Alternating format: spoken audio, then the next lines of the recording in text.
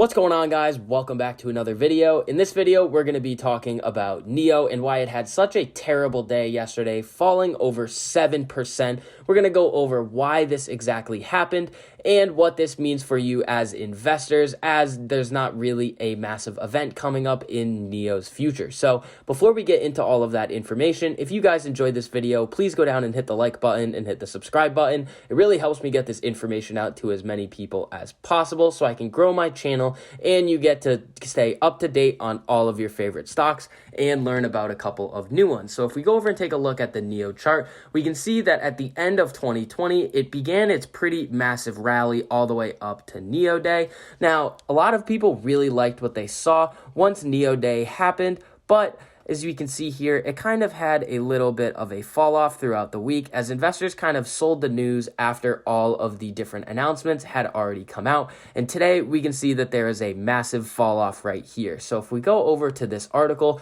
we can see that shares of Chinese electric vehicle maker NIO were trading lower on Friday after one of the company's co-founders was named CEO of Foxconn's new electric vehicle business. Now, that's not a very good sign if one of NIO's co-founders is going over to be the chief executive officer of a completely different electric vehicle company. Now, we can see here that Taiwan-based Hanhai Precision Industry, better known as Apple manufacturing partner Foxconn Technologies, made news earlier this week when it announced a new joint venture with Chinese automaker Geely Auto. Now, Geely Auto is the very important thing right here because if you've watched a couple of my other videos about Baidu and them wanting to get into the electric vehicle market, Geely Auto is who they are using to get into the electric vehicle business. Now, Geely Auto is going to be manufacturing the vehicles, but Baidu is going to be providing the technology. So Geely Auto is really getting its foot in the door in terms of the Chinese electric vehicle business, and they could pose some threats to NIO and XPeng and LI in the future if they continue to expand their electric vehicle manufacturing business. But I don't really think that it's going to be that big of an issue. NIO already has a rapport with the Chinese government. They're getting a lot of funding and they're expanding worldwide. They're not only in the Chinese market. So I think overall NIO is going to come out on top, but we can take a look at some of the other short-term reasons why NIO will either pull back or go to the moon. NIO has also seen some pretty significant price target upgrades. Now, the first one was from Bank of America, and that was before NIO Day actually happened. So basically what they did was they raised their price target on NIO about 20 to 30% more than what their previous price target was for the company. Now, if we go over back and take a look at the chart of NIO, their price target was around the $58 to $59 mark, and we can see that NIO greatly exceeded that before and after NIO Day, before it started to go on its downtrend and actually had a pretty significant crash yesterday. So we can also take a look at another analyst who had a very bullish rating on NIO. Now, this Deutsche Bank analyst was very impressed with all of the information that was unveiled on NIO Day. So in short, reiterating his buy rating, Deutsche Bank analyst Edison Yu upped his price target on NIO by 40% from $50 to $70 a share. Now, what's important is that previously he hiked that same target more than 50% for a $50 price target. So this Deutsche Bank analyst is a big fan of NIO for the long term. So basically what he was very impressed by was the new flagship sedan, the ET7, to move the company past its existing portfolio of electric SUVs into the class of luxury sedans. Now, this sedan is going to be a direct competitor of Tesla, and if we can see NIO get this car out to its consumers, and the consumers really enjoy this vehicle, and it's at a competitive price point and has very competitive technology when you compare it to Tesla, NIO is going to be able to take away some of the market share from Tesla, since Tesla has said that about 47% of all of their electric vehicle sales will come from China in the coming years. Now, additionally, they also came out with their 150 kilowatt hour battery pack, and they've said that that is going to have about 1,000 kilometers of range. Now, that high of a range is going to put NIO at the top spot in terms of range out of all of the electric vehicle companies in the world today. So NIO is doing a great job of innovating and getting new technology out into the market. Now, what's also important about this battery is that NIO has also said that they're going to have 100 battery swap stations throughout China in 2021.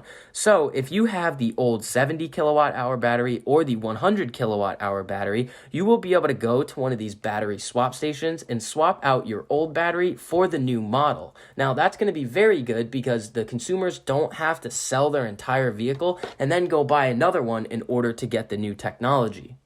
And then the last thing that really wowed this analyst was an autonomy platform, the NAD, featuring NVIDIA's Orin chips. So basically, they partnered with NVIDIA in order to get this autonomous driving system out. Now, NIO has also said in the past that they are now going to be partnering with Mobileye to create robo-taxis in Tel Aviv. So that's going to be a great technological advancement for NIO if they can get their robo-taxis out into the market before any of the other Chinese electric vehicle companies are able to have that type of technology in their vehicles. NIO will also have the top spot in that section of electric vehicles in China, and we could see NIO get a valuation that is way higher than what they have right now.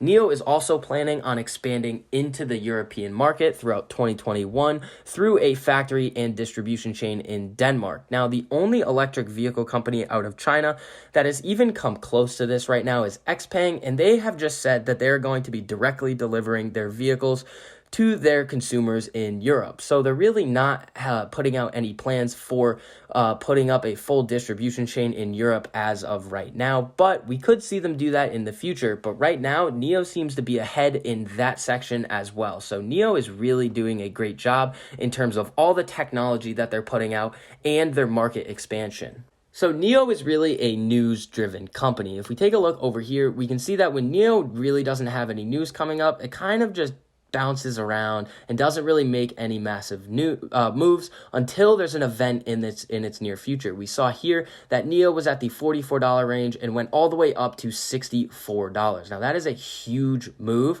in the share price of NIO.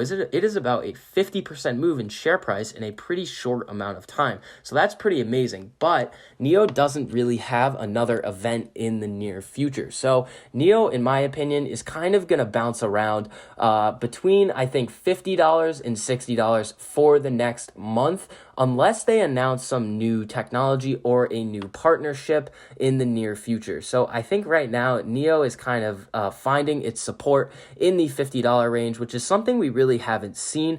NIO really hit its high back after its original run-up. We can take a look at a larger chart. We can see that it topped out at around the $55 mark and then had a massive sell-off into the low $40 range. If NIO can maintain this mid-50s price point, and after it ran up all the way into the low 60s, I think NIO is going to be a good spot to get in when it has dipped so low right now. I think buying the dip in NIO at this big 7.5% fall throughout the day today would be a smart idea. If we go over and take a look at the option chain for NIO, we can see that the February 19th expiration date has a pretty high open interest on all of the call options, and the volume today was pretty big. We saw the $60 strike, which is pretty close to the money right now for NIO, had 10,000 contracts traded, and there's 34,000 of these contracts being held in people's brokerage accounts right now. Now, I'm guessing that people that are buying these at the money calls for NIO are hoping that NIO will exceed 65.58 because that's what the break-even price is going to be for these contracts on expiration, and they're probably hoping to exercise. So we can take a look at the puts as well. We saw that the puts paid pretty well on NIO today for this far out expiration. 50%, pretty good for a company with an implied volatility as high as NIO's. We can see that the open interest is also pretty high, so there's nothing really standing out right now in the option chain for NIO. Now, obviously, there's a lot of hype around this company, so there's going to be more volume on the calls than the puts on pretty much every given day. But it's really in a weird spot right now. There's no news. It really ran up and is now kind of crashing back down, and we'll probably find the support Probably, I'm thinking the lowest that NIO will go is $50. So you can sell some puts at the $50 mark for right here. We can see that if you were to sell one put contract for NIO at the $50 mark, you would collect $390 in premium, and you would just have to be okay with owning 100 shares of NIO at $50, which I'm pretty sure a lot of people would be, because NIO has the possibility to run up so far, and if they can keep coming out with new technology, new models, and expand their market into Europe throughout 2021, I think NIO could hit maybe 80 to 100 by the end of 2021. So that's going to be it for this video. If you guys enjoyed what I had for you in this one, please go down and hit the like button and hit the subscribe button, and I'll see you guys in the next video.